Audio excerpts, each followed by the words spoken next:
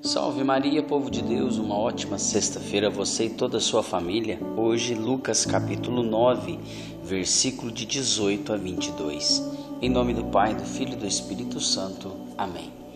Inspirai, Senhor, em nossas ações e ajudai-nos a realizá-la, para que em vós comece e para que em vós termine tudo aquilo que fizermos. Por Cristo nosso Senhor. Amém.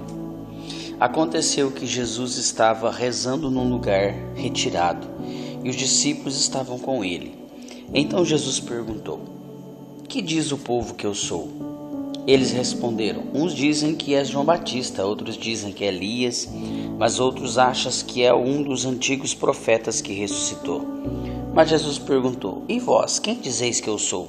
Pedro respondeu: O Cristo de Deus.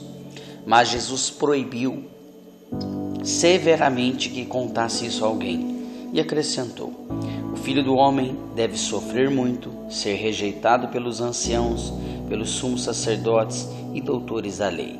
Deve ser morto e ressuscitar ao terceiro dia.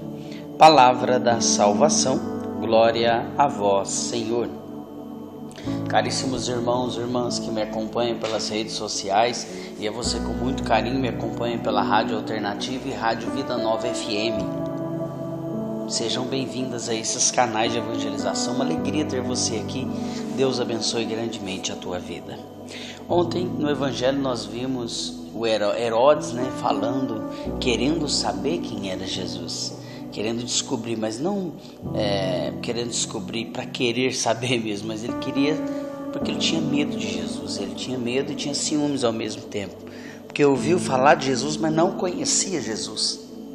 E hoje Jesus se retira para um lugar separado para rezar, para orar, e leva consigo os discípulos, E lá ele pergunta para os discípulos o seguinte: o que o povo anda dizendo que eu sou? Quem eu sou para o povo? Então, os discípulos falam, uns falam que o Senhor é João Batista, outros falam que o Senhor é Elias, ou um dos profetas que ressuscitou. Então Jesus pega e revela para eles o plano de Deus na vida do Senhor, que ele deve sofrer, ser rejeitado, deve morrer, mas no terceiro dia ele ressuscitará. Irmãos, mas a pergunta que Jesus está dizendo, Jesus coloca os discípulos diante da verdade, da verdade fundamental da fé, que vai além das opiniões populares, Quem dizes que eu sou? Jesus pergunta para os discípulos, O que o povo está dizendo que eu sou?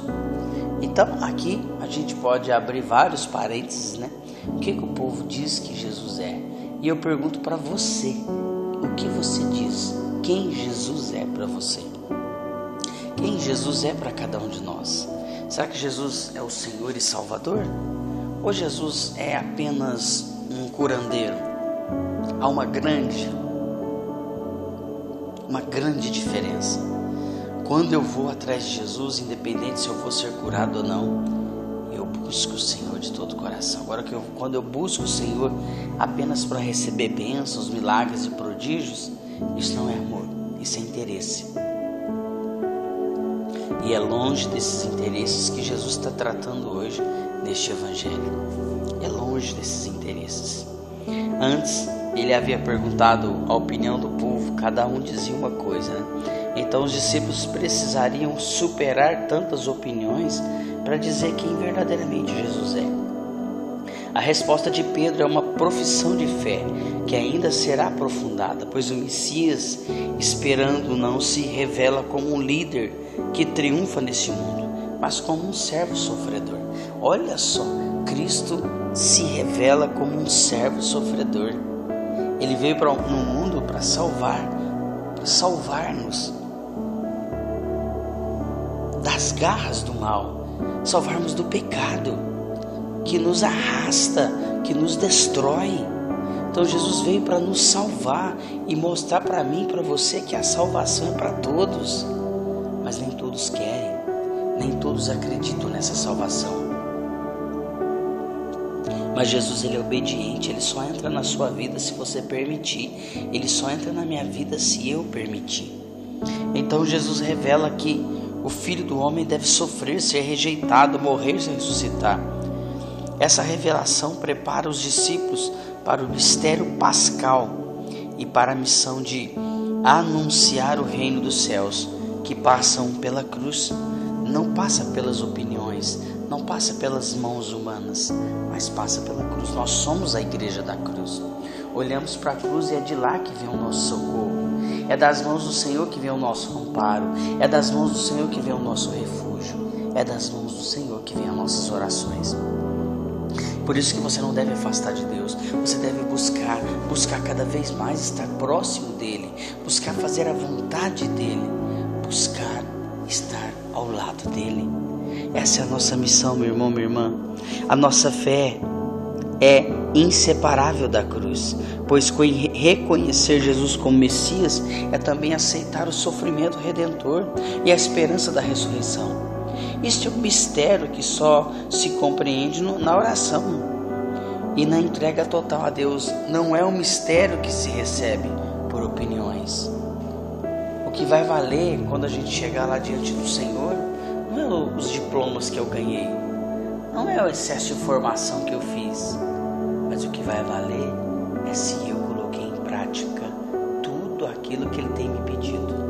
Se eu amei mais o próximo, se eu ajudei mais o próximo quando ele caiu, é isso que valerá.